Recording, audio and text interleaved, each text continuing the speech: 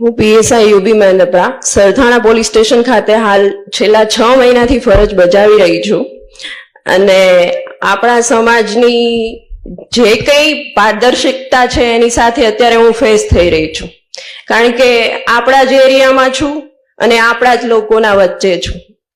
સમાજ હાલ કઈ દિશામાં જઈ રહ્યો છે, શું કાર્ય કરી રહ્યો છે એની પારદર્શિકતા અત્યારે મને દેખાઈ રહી છે. હું એટલા બધા મોટા શબ્દો નહીં વાપરી શકું, પણ તમને સાદી ભાષામાં સમજાવવા માંગુ છું, કારણ કે મને એટલો અનુભવ નથી અને એટલો સમય પણ થયો નથી. હજી ઉગીને ઊભું થયેલું ફૂલ છું. અને કાનજીભાઈ ભાલાળા, જેમને હું જાણતી પણ નથી અને એમણે મને આ પ્લેટફોર્મ આપ્યું છે, એના માટે ખૂબ ખૂબ અભિવાદન પાઠવું છું અને ખૂબ ખૂબ અભિનંદન પાઠવું છું. મારી આપવીતી છે કે મારું પોતાનું જે હું ફેસ કરીને આવી છું એમાંથી હું તમને બદલવા, પરિવર્તન લાવવા માટે થોડી મારું રિક્વેસ્ટ માનો, એક તમારી દીકરીની રિક્વેસ્ટ માનો, એવું માનીને આગળ ચાલજો અને આ વિચારસરણીને થોડી અપનાવજો. મારે તમને એ કહેવું છે કે તમે દીકરીને, જ્યારે અત્યારના સમયમાં એવું બને છે કે દીકરી જન્મ લે છે એટલે તમે રીલ્સ બનાવો છો, દીકરી મારો લાડકવાયો આ તે, એમને સન્માન આપો છો. પણ દીકરી જ્યારે 15 વર્ષની, 16 વર્ષની, 20 વર્ષની થાય છે ત્યારે એના સપનાઓ, એની કલ્પનાઓ, એની દુનિયા તમે ભૂલી જાઓ છો. અને આ ખરેખર આ સમાજની અત્યારે હકીકત છે.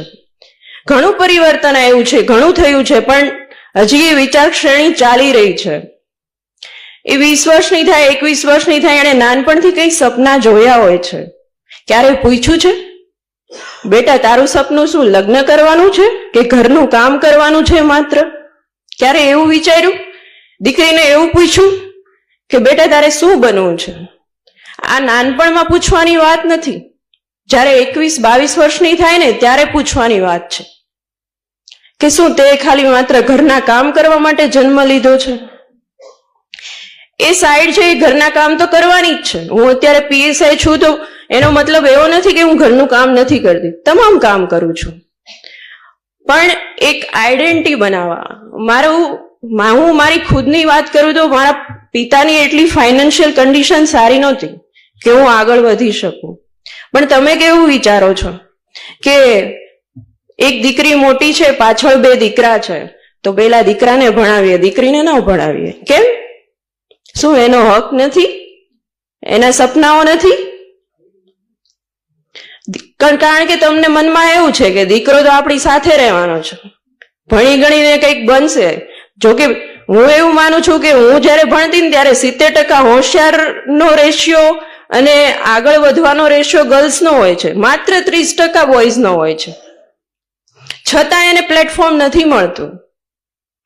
આપો ને પ્લેટફોર્મ, એ કંઈક કરી બતાવશે. અને અત્યારે મને કહેતા ગર્વ થાય છે, સામે ફેશન ડિઝાઇનર છે ને મારા ગામની દીકરી છે, અમે બંને એક ગામના છે. એને મને બાજુમાં આવીને કીધું કે તમે ભૂતિયાના છો? મેં કીધું હા, કારણ કે અમે ક્યારેય મળ્યા નથી. અને એને બંને એક ગામની દીકરી અત્યારે એક પ્લેટફોર્મ ઉપર બેઠા છીએ. એટલે થોડું પોતાની દીકરીની આઈડેન્ટિફિકેશન એ પણ જો કે એનામાં કંઈક ટેલેન્ટ છે, કરી બતાવવાનું કંઈક સપનાઓ છે. અત્યારે બધા ઘરે જઈને પોતાની વાઈફને એકવાર એ પૂછજો કે ખરેખર તારા સપનાઓ શું હતા? ખરેખર એક પ્રશ્ન કરવાની જરૂર છે કે માત્ર ઘરકામ કરવાના સપનાઓ હતા? નહીં. એને હાલ પણ તમે પ્લેટફોર્મ આપશો ને તો આપણા પાસે એક ઉદાહરણ છે, એણે બિઝનેસમાં પોતાનું નામ કમાયું છે. હાલ પણ એ કંઈ પણ કરી શકે છે અને એક પ્લેટફોર્મ આપો એટલે એ આગળ વધશે.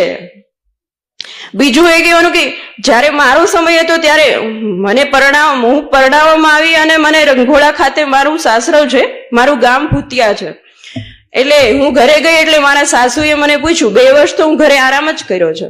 એટલે મને કે મારા સાસુ ટીચર છે, સસરા ડોક્ટર છે અને મારા હસબન્ડ છે કન્સ્ટ્રક્શનમાં છે. મને કે અમારા ત્રણેયની કંઈક આઈડેન્ટિટી છે, તારી શું છે? તું શું છે? માત્ર આખી લાઈફ ઘરનું કામ કરીશ, આજુબાજુના ઘરમાં બેસીને પોતાનો ટાઈમ પસાર કરીશ? મેં કીધું પછી મને વિચાર્યું કે નહીં, વાત તો સાચી છે, કંઈક તો લાઈફમાં કરવું જોઈએ. અને સાસરાના ઘરે જઈને 2 વર્ષ મહેનત કરીને એઝ અ PSI ગુજરાતમાં 10મા નંબરે પાસ થઈ છું, વિથ મેરિડ વુમન. એટલે કંઈક કરવાનું અંદરથી તમામ સ્ત્રીને, હું એવું નથી માનતી કે એને મનમાં કંઈક કરવાની લાગણીઓ નહીં હોય, કંઈક બનવાની લાગણીઓ નહીં હોય. ખરેખર એ સ્ત્રી પોતાના આજુબાજુના વ્યવહારોના પેલા રિસ્ટ્રિક્શનથી એ આગળ વધી નથી શકતી, પણ એક પ્લેટફોર્મ મળે તો ખરેખર એ આગળ વધી શકે છે. અને બીજું કહેવાનું એ કે કન્યાદાન જ્યારે કરો છો ત્યારે તમને એમ થાય છે કે હું વધારે સોનું આપું, સમાજને દેખાડું કે મારી દીકરી પાસે અમે એટલું કન્યાદાન કર્યું, સામેથી એટલું સોનું આવ્યું. પણ એ સોનું આપવાના બદલે એટલી ડિગ્રીઓ આપો ને કે એના સસરાની 7 પેઢીઓ તારવી નાખે. તમને જિંદગીભર એની ઉપાધિ નહીં રહે. અત્યારે મારા પપ્પાને કોઈ પણ પ્રકારની મારી ઉપાધિ નથી કે મારી દીકરી સર્વાઈવ કરી શકશે કે નહીં, કે શું કરશે. અને જ્યારે તમે તમારા દીકરીના સાસરે જાઓ અને એ ઘરનું કામ કરતી હોય એ સારી લાગશે, કે કમરમાં ફટકડી લઈને આટા મારતી હોય એ સારી લાગશે? વાત બરાબર છે કે નહીં?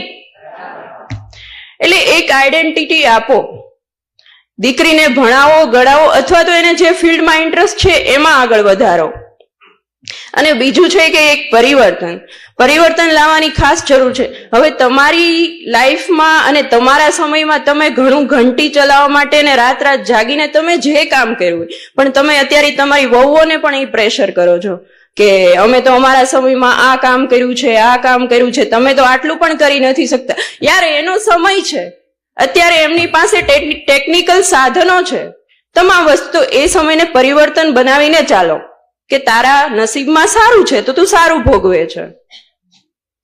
અને જ્યારે તમે નીચે બેસો છો, આજુબાજુમાં બેસો છો, તો એવું પ્રોડક્ટિવ કામ કરો. ભગવદ્ ગીતા છે, અમુક બુક્સ છે, એમનું વાંચન કરો, જેમાંથી બીજાને પણ કંઈક શીખવા મળે. હું રોજ નીચે યુનિફોર્મ પહેરીને જાઉં ને, એટલે નીચે લેડીઝ બેઠા હોય, એટલે ગેલેરીમાં આપણે ટોવેલ સૂકવવા જઈએ તો તમામની નજર ઉપર હોય, પછી બીજાને ત્યાં કંઈ ચાલતું હોય તો તમામની નજર ઉપર હોય. શું કામ આપણે બીજાના ઘરનું જોવાનું? એવું કંઈક પ્રોડક્ટિવ કામ કરો ને જેમાં આપણે બીજાના ઘરની કે બીજાના કોઈની જરૂર જ ના પડે. આપણી જેમ કાનજીભાઈ ભાલાળા કે એમનું એક સ્લોગન છે કે હેલ્થ, વેલ્થ અને હેપીનેસ. તો તમે સ્વીકાર કરતા થાવ ને કે અમુક વસ્તુ છે એ મતલબ ભગવાને કરી છે તો એને સ્વીકારતા. કોઈ આપણી પાસે એવું કોઈ ઘટના ઘટી જાય છે તો જે થાય છે એ સારા માટે થાય છે, એના પાછળ કંઈક કારણ હશે, એના માટે દુઃખી થવાની કંઈ જરૂર નથી. અને બીજું કહેવાનું એ કે તમે મોબાઈલ મચડતા હોય છે, બહુ અત્યારની આદત બહુ છે કે મોબાઈલમાં વધારે મચડવાનું, રીલ્સ જોવાનું, આ જોવાનું, તે જોવાનું. પણ મારા પોલીસ સ્ટેશનમાં જે વસ્તુ બને છે કે લેડીઝ આ સાયબર ફ્રોડનો શિકાર સૌથી વધારે બને છે. છેલ્લા અઠવાડિયામાં મેં જેટલા અટેન્ડ કર્યા છે કેસ, એમાં સૌથી વધારે એ બન્યું છે કે કોઈ લેડીઝે 2.5 લાખ, કોઈ 3 લાખ, કોઈ 4 લાખ ઉડાડી દે છે. અને હસબન્ડને વાત પણ નથી કરતા કે એના માતા પિતાને પણ વાત નથી કરતા. કેમ કે એનાથી ભૂલ થઈ ગઈ છે. પૈસા લાવેલા ક્યાંથી હોય છે? આજુબાજુમાંથી માગીને આ તે કરીને લાવ્યો છે. અને અમને એવું કે છે કે અમારા ફેમિલીનો કોઈ કોન્ટેક્ટ ન કરતા, કે અમારા ઘરના વ્યક્તિઓને કોઈને ન કહેતા. પણ એવું કરો જ છો શું કામ? મોબાઈલ યુઝ કરો, પણ એનો યુઝ એવી રીતે કરો, સાવચેતીપૂર્વક કરો. એક ઇડિયટ બોક્સ છે, એમાંથી ઘણું બધું આમ તેમ થઈ શકે છે. ઘણા ક્રાઇમમાં આપણે ફસાઈ શકીએ છીએ. એટલે વસ્તુનો ઉપયોગ કરવાનો પણ લિમિટેડ ઉપયોગ કરવાનો છે. અને બાકી એ ખાસ હું તમને કહું, જેન્ટ્સ, તમે લોકો રાત્રે હું તમને સરથાણા પોલીસ સ્ટેશનની વાત કરું. સાંજે અમે લોકોનું કામ છે કે સૌથી વધારે નશાની હાલતમાં હોય એમના કેસ કરવા. એટલે અમે અમારા ટાર્ગેટ ઉપર નીકળતા હોય છે કે આટલા કેસ આજે કરવાના છે. એમાંથી 15 છોકરા લાવ્યા હોય, એમાંથી 10 છોકરા પટેલ સમાજના હોય છે. આ વસ્તુ વિચારવાની વાત છે. મને જોઈને બહુ દુઃખ થાય છે કે, અને પછી તમે હાથ જોડો છો આવીને કે સાહેબ તમે તો પટેલ છો, તમે તો સમજો. મને કોઈક આવું કે ને એટલે મને વધારે ગુસ્સો આવે છે. અને હું એમ કહું છું એને કોઈ પણ ની ભલામણ આવે. કોઈ પણની ભલામણ આવે પણ મારા પટેલ સમાજને તમારે છોડવાનો નથી. એક રાતી અંદર લોકઅપમાં રહેશે ને તો એને ખ્યાલ આવશે કે આ વસ્તુ ન કરાય. ખૂબ વિચારવાની વાત છે. મારે આ મતલબ અત્યારે સમાજના તમામ વ્યક્તિ બેઠા છે એટલે હું કહેવા માંગુ છું કે આ વસ્તુ વિચારવાની વાત છે. શું કામ આવું કરો છો? તમારી પાસે પૈસા છે તો સારી જગ્યાએ વાપરો ને. અને જે સાયબર ફ્રોડના કેસ આવે છે એમાં 50% પટેલ સમાજ હોય છે. શું કામ અવળા રસ્તે ચડો છો? પટેલ સમાજે આટલી નામના મેળવી છે, આટલું આગળ વધ્યા છે, તો શું કામ આવી રીતે પતન તરફ જવાનું? આજુબાજુના વ્યક્તિ પણ અમને એમ કહેતા હોય છે કે સાહેબ તમારો સમાજ છે, તમારો સમાજ છે. કેટલી શરમ આવે. એટલે થોડુંક વિચારવાની વાત છે. અને સ્ત્રી બાબતે તો મારે કંઈ કહેવાનું વધારે રહેતું નથી. સ્ત્રી એટલે વાત્સલ્ય, સ્ત્રી એટલે કરુણતા, અને સ્ત્રી એટલે મહાકાળી, અને સ્ત્રી એ જ મહાદુર્ગા. તમામ રૂપ ધારણ કરી શકો છો. જ્યારે કોઈ વ્યક્તિ તમને છેડે છે, કોઈ વ્યક્તિ તમને હેરાન પરેશાન કરે છે, હમણાં જે કેસ બન્યો, તમે કદાચ રીલ્સમાં એક્ટિવ હોય, મતલબ જોતા હોય તો ખ્યાલ આવે, કાપોદ્રા કે વરાછાનો બનાવ છે. છોકરીઓને એક છોકરો હેરાન કરે છે, એના એ જ સમયે એને મારવા, એને પોતે એક્શન ઉઠાવે છે, મારે છે બધાની વચ્ચે, અને એને જેલ ભેગો કરે છે. એટલે તમારામાં એટલી તાકાત છે. તમે કોઈક જગ્યાએ સ્થાન પર છો તો પણ સાથે આ વસ્તુ સુરક્ષિત રહેવાની પણ તમારામાં તાકાત છે. તમે પોતે એટલી તાકાત ધરાવો છો, તમારે બીજા કોઈની જરૂર શું કામ પડે? કોઈ વસ્તુમાં આગળ વધવા માટે, કોઈ પોતાની સુરક્ષા માટે તમે પોતે મહાકાળી છો, તમે પોતે મહાદુર્ગા છો. એટલે પોતાનું એક્શન પોતે જ ઉઠાવી લો. બાકી તો અમે છીએ જ 24 કલાક.